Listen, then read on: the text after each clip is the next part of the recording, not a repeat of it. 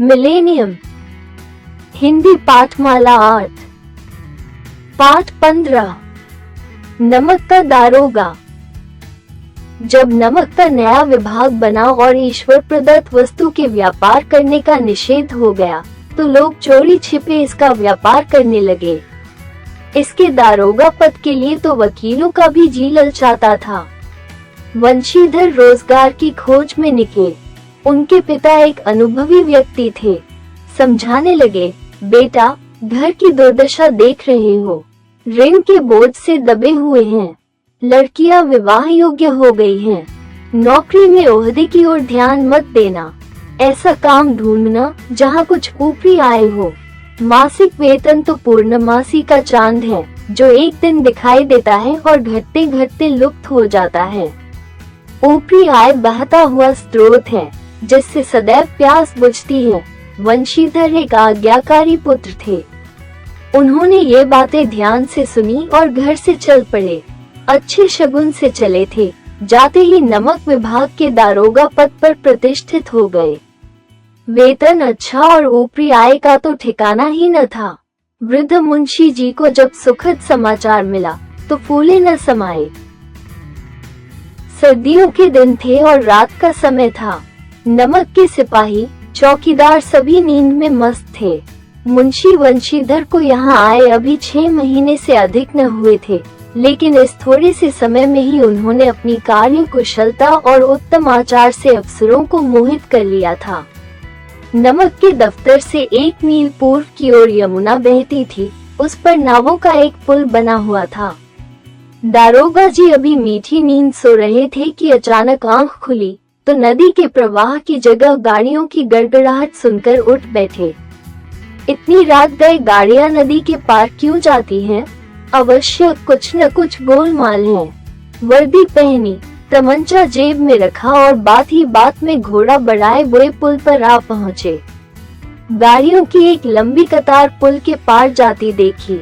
डांट कर पूछा, किसकी गाड़ियां हैं? थोड़ी देर सन्नाटा रहा। आदमियों में कुछ कानाफूसी हुई। तब आगे वाले ने कहा, पंडित अलोपीदीन की। कौन पंडित अलोपीदीन?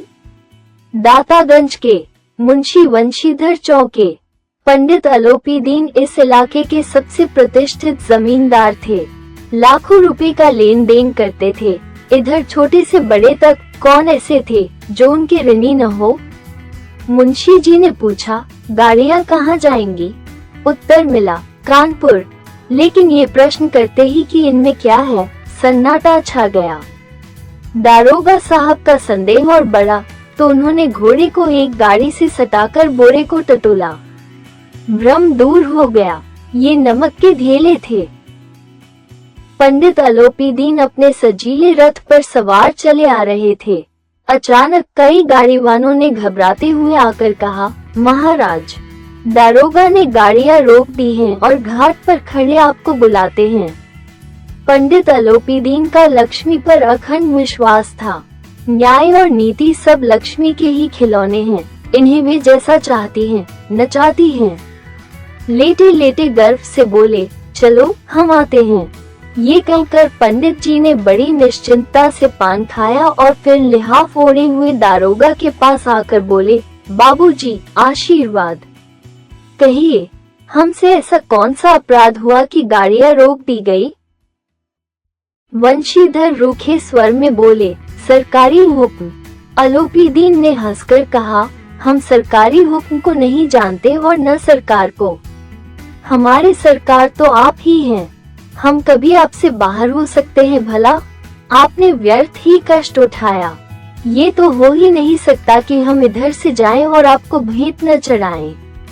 अलोपीदीन की बातें सुनकर वंशीधर कड़क कर बोले, हम उन नमकहरामों में से नहीं हैं, जो कौड़ियों पर अपना ईमान बेचते फिरते हैं। आप इस समय हिरासत में हैं। कायदे के अनुसार आपका चालान होगा। मुझे अधिक बातें करने की फुर्सत नहीं है। जमादार बदलू सिंह, तुम इन्हें हिरासत में ले चलो, मैं हुक्म देता हूँ। पंडित अलोपीदीन हैरान हो गए। ऐसा अपमान इससे पहले उन्होंने कभी न सहा था। बड़े दीन भाव से बोले, बाबू साहब, ऐसा न कीजिए, हम मिट जाएंगे। इज्जत धूल में मिल जाएगी। हमारा अपमान करने से आपके हाथ क्या आएगा? वंशीधर ने कठोर स्वर में कहा। हम ऐसी बातें नहीं सुनना चाहते। अलोपीदीन के स्वाभिमान और धन ऐश्वर्य को कड़ी चोट लगी, किंतु अभी तक उन्हें धन की शक्ति का पूरा भरोसा था।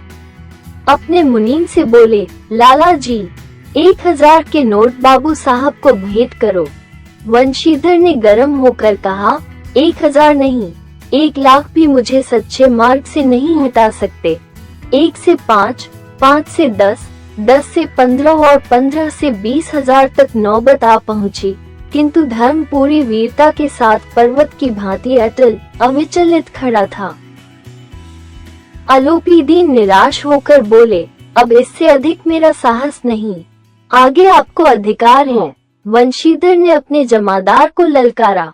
बदलू सिंह मन में दारोगा जी को गालियां देता हुआ पंडित अलोपीदीन की ओर बढ़ा। पंडित जी घबराकर 2-3 कदम पीछे हटे। अत्यंत दीनता से बोले, बाबू साहब, ईश्वर के लिए मुझ पर दया कीजिए। मैं 25,000 पर निपटारा करने को तैयार हूँ। 25,000 नहीं, 25 लाख पर भी असंभव है। बदलू सिंह, इस आदमी को अभी हिरासत में ले लो। अब मैं एक शब्द भी नहीं सुनना चाहता। धर्म ने धन को पैरों तले कुचल डाला। अलोपीदीन ने एक हृष्ट पुष्ट मनुष्य को हथकड़ियां लिए हुए अपनी तरफ आते देखा तो मूर्छित होकर गिर पड़े। दूसरे दिन पंडित अलोपीदीन अभियुक्त होकर सिपाहियों के साथ हाथों में हथकड़ियां, हृदय में ग्लानि और लज्जा से गर्दन झुकाए अदालत की तरफ चले तो सारे शहर में हलचल मच गई। किंतु अदालत में पहुंचने की देर थी। तमाम अधिकारी वर्ग, उनके भक्त, उनके सेवक, वकील, उनके आज्ञापालक और चपरासी तथा चौकीदार तो उनके बिना मोल के गुलाम थे। उन्हें देखते ही लोग चारों तरफ से दौड़े। सभी लोग विस्मित हो रहे थे, इसलिए नहीं कि अलोपीदीन ने क्यों ये कर्म किया, बल्कि इसलिए कि वे कानून के पंजे में कैसे आए। प्रत्येक मनुष्य उनसे सहानुभूति प्रकट कर रहा था। न्याय के मैदान में धर्म और धन में युद्ध ठन गया। वंशीधर चुपचाप खड़े थे। उनके पास सत्य के अलावा कोई बल न था, न स्पष्ट भाषण के अतिरिक्त कोई शस्त्र। गवाह थे, किंतु वे भी लोभ से डांवाडोल। यहाँ तक कि मुंशी जी को न्याय भी अपनी ओर से कुछ खींचा हुआ सा ही देख पड़ता था। वो न्याय का दरबार था, परंतु उसके कर्मचारियों पर पक्षपात का नशा छाया हुआ था। जहाँ पक्षपात हो, वहाँ न्याय की कल्पना ही नहीं की जा सकती। मुकदमा शीघ्र ही समाप्त हो गया। डिप्टी मजिस्ट्रेट ने अपने फैसले में लिखा, पंडित अलोपीदीन के विरुद्ध दिए गए प्रमाण निराधार हैं। वे एक बड़े व्यापारी हैं। थोड़े से लाभ के लिए वे ऐसा काम नहीं करेंगे। यद्यपि नमक के दारोगा मुंशी वंशीधर का अधिक दोष नहीं, लेकिन ये बड़े खेद की बात है कि उसकी विचारहीनता के कारण एक भले मानुस को कष्ट झेलना पड़ा। भविष्य में उन्हें होशियार रहना चाहिए। वकीलों ने यह फैसला सुना तो उछल पड़े। पंडित अलोपीदीन मुस्कुराते हुए बाहर निकले। वंशीधर ने धन से बैर मोल लिया था, उसका मूल्य चुकाना अनिवार्य था। बड़ी कठिनाई से 1 सप्ताह ही बीता होगा कि मुअत्तली का आदेश आ पहुंचा। कर्तव्य परायणता का दंड मिला। बेचारे शोक और खेद से व्यथित घर को चले। बूढ़े मुंशी जी ने मुअत्तली का समाचार सुना तो अपना सिर पीट लिया। बोले, बड़े ईमानदार बनने चले हैं, पढ़ना लिखना सब अकार्त गया। जी चाहता है कि तुम्हारा और अपना सिर फोड़ लूं। वृद्ध माता को भी दुख हुआ। तीर्थ यात्रा की कामना मिट्टी में मिल गई। एक दिन संध्या के समय बूढ़े मुंशी जी बैठे राम नाम की माला जप रहे थे। इसी समय उनके द्वार पर सजा हुआ रथ आकर रुका।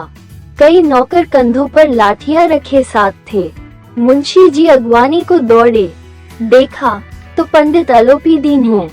झुककर दंडवत किया। हमारा भाग्य उदय हुआ जो आपके चरण इस द्वार पर आए। आपको कौन सा मुंह दिखावे? क्या करें, लड़का अभागा कपूत है।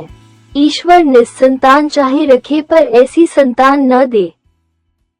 अलोपीदीन ने कहा, नहीं, भाई साहब, ऐसा न कहिए। मुंशी जी ने चकित होकर कहा, ऐसी संतान को और क्या कहूँ। पंडित आलोपीदीन ने वंशीधर से कहा, दारोगा जी, इसे खुशामद न समझिए। उस रात को आपने अपने अधिकार बल से मुझे अपनी हिरासत में लिया था, किंतु आज मैं स्वेच्छा से आपकी हिरासत में आया हूँ। मैंने हजारों रईस अमीर देखे, हजारों उच्च पदाधिकारियों से काम पड़ा, किंतु मुझे परास्त किया तो आपने। मैंने सभी को अपना और अपने धन का गुलाम बनाकर छोड़ दिया। मुझे आज्ञा दीजिए कि आपसे कुछ विनय करूं। पंडित जी की बातें सुनी तो वंशीधर के मन का मैल धुल गया। पंडित जी की ओर उड़ती हुई दृष्टि से देखा तो सद्भाव छलक रहा था। शर्माते हुए बोले, यह आपकी उदारता है जो ऐसा कहते हैं। मुझसे जो कुछ हुआ उसे क्षमा कीजिए। मैं धर्म की बेड़ी में जकड़ा हुआ था। आपकी जो आज्ञा होगी वो मेरे सिर माथे पर। आलोपीदीन ने विनीत भाव से कहा, नदी तट पर आपने मेरी प्रार्थना नहीं स्वीकार की थी, किंतु आज स्वीकार करनी पड़ेगी। वंशीधर बोले, मैं किस योग्य हूँ, किंतु जो कुछ सेवा मुझसे हो सकती है उसमें त्रुटि न होगी। आलोपीदीन ने एक स्टाम्प लगा हुआ पत्र निकाला और उसे वंशीधर के सामने रखकर बोले, इस पत्र को स्वीकार कीजिए और अपने हस्ताक्षर कर दीजिए। जब तक ये सवाल पूरा न कीजिएगा द्वार से न हटूंगा।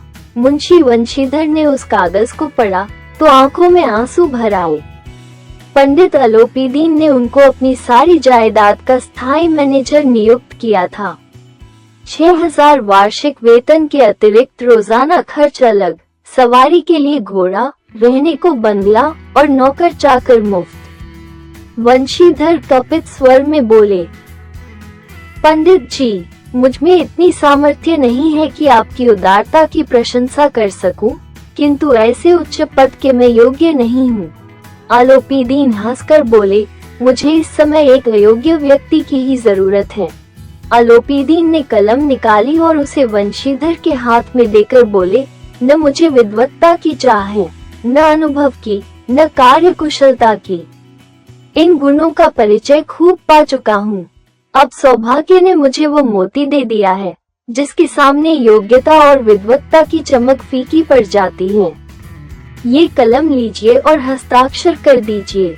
मेरी ईश्वर से यही प्रार्थना है कि आपको सदैव वही नदी के किनारे वाले उदंड, कठोर परंतु धर्मनिष्ठ दारोगा बनाए रखें। वंशीधर की आंखें डब्बा आईं। हृदय के संकुचित पात्र में इतना एहसास न समा सका।